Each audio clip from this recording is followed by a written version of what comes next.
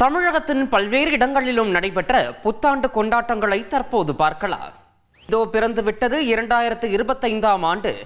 கடந்த ஆண்டில் நடந்த துயரங்கள், கவலைகள் அனைத்தையும் மறந்து இந்த ஆண்டு ஒரு நல்ல ஆண்டாக அமைய தந்தி டிவி நேயர்கள் அனைவருக்கும் தந்தி டிவியின் சார்பாக புத்தாண்டு வாழ்த்துக்களை தெரிவித்துக் கொள்கிறோம். தமிழகத்தின் பல பகுதிகளிலும், குறிப்பாக சென்னை மெரினா, பெசன்ட் நகர் பகுதிகளில் புத்தாண்டு கொண்டாட்டம் மக்களின் மிகுந்த ஆரவாரத்திற்கிடையே களை கட்டி இருக்கின்றது. அந்த காட்சிகளை தற்போது நாம் பார்த்து வருகிறோம்.